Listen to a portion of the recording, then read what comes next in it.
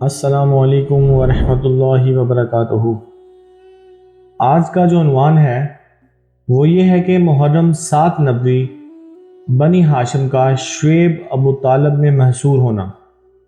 محترم سامعین، قریش نے جب دیکھا کہ مسلمانوں پر اتنی سختی اور رکاوٹیں کھڑی کرنے کے باوجود اسلام پھیلتا ہی جا رہا ہے، خاص کر حضرت عمر رضی اللہ تعالیٰ اور حضرت حمزہ رضی اللہ تعالیٰ کے ایمان لانے کے بعد ان کے غصے کا پارا مزید چڑھ گیا۔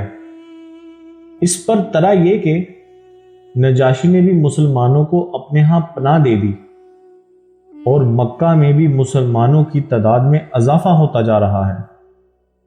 اس نئی اور نومولود اسلامی تحریک کا راستہ روکنے اور ان کا قلعہ کما کرنے کے لیے اکابرین مکہ نے اجلاس بلا کر یہ تدبیر پیش کی کہ بجائے ان کے ساتھ لڑنے اور جنگ کرنے کے، کیوں نہ ان کا معاشی بائیکاٹ کر کے ان کی بیخ کنی کی جائے۔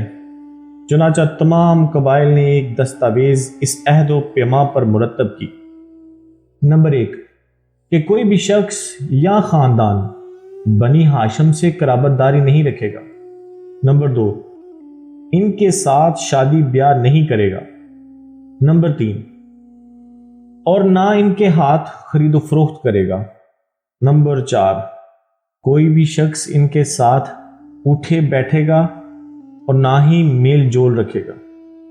نمبر 5 نہ ان کے گھروں میں جائیں گے اور نہ ان سے بات چیت کی جائے گی۔ نمبر 6 کوئی بھی ان کو کھانے پینے کا سامان نہیں دے گا۔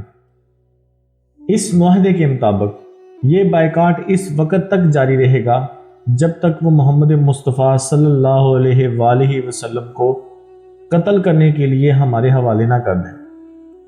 یہ معاہدہ منصور بن اکرمہ نے لکھا اور کعبہ کی دیوار پر لٹکا دیا۔ ابو طالب محصور ہو کر تمام خاندان بنی ہاشم کے ساتھ شعیب ابو طالب میں پناہ گزین ہو گئے۔ یہ حساد 3 سال تک رہا۔ حضرت سعد بن وقاص رضی اللہ تعالیٰ عنہ کا یہ بیان ہے کہ ایک دفعہ رات کو سوکھا ہوا چمڑا ہاتھ آ گیا، میں نے اس کو پانی سے دھویا، پھر آگ پر بھونا اور پانی میں ملا کر کھا گیا۔ انہی سے روایت ہے کہ بچوں کے رونے کی آواز جب باہر جاتی تو قریش مکہ سن کر خوش ہوتے تھے، لیکن بعض رحم دلوں کو ترس بھی آیا۔ ایک دن حکیم بن حزام جو حضرت ختیجہ رضی اللہ تعالیٰ عنہ کے بھتیجے تھے، تھوڑے سے گیہوں لے کر اپنے غلام کے ہاتھ حضرت ختیجہ رضی اللہ تعالیٰ عنہ کے پاس بھیجے۔ راہ میں ابو جہل نے دیکھ لیا اور اس سے یہ گیہوں لینے چاہے۔ اتفاق سے ابو النجتری کہیں سے آ گیا۔ کافر ہونے کے باوجود اس کو رحم آیا اور کہا کہ ایک شخص اپنی پھپھی کو کچھ کھانے کے لیے بھیجتا ہے تو اس کو کیوں روکتا ہے؟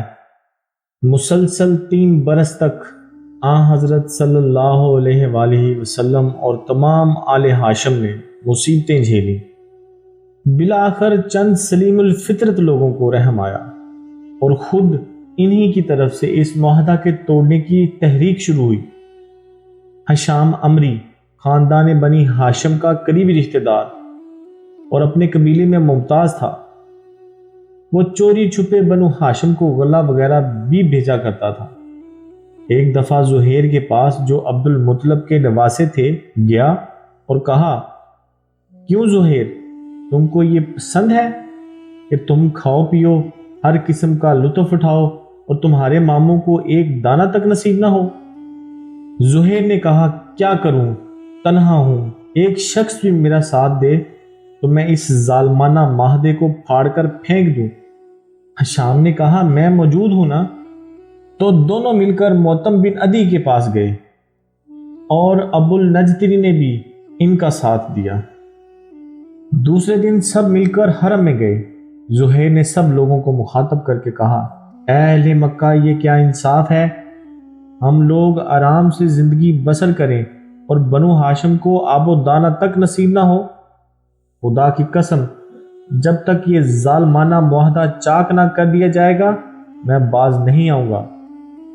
ابو جہل نے کہا اس پر سب کا اتفاق تھا، لہٰذا اس معاہدے کو کوئی بھی ہاتھ نہیں لگا سکتا۔ زمع بن اسود نے کہا تو جھوٹ کہتا ہے، جب یہ لکھا گیا تھا اس وقت بھی ہم راضی نہ تھے۔ غرض یہ کہ جب مطعم بن عدی نے معاہدے والے صحیفے کو پھاڑنے کی غرض سے ہاتھ بڑھایا تو دیکھتا ہے کہ اس صحیفے میں درج تمام نکات کیڑے نے کاٹ کر ختم کر دیے ہیں۔ اس دستاویز کا صرف وہی حصہ بچا تھا جہاں اللہ کا نام درج تھا۔ اس طرح اس ظالمانہ معاہدے کا اختتام ہوا۔ امید کرتا ہوں آپ کو آج کی ویڈیو پسند آئی ہوگی۔ اپنی دعاؤں میں یاد رکھیے گا۔ السلام علیکم ورحمۃ اللہ وبرکاتہ۔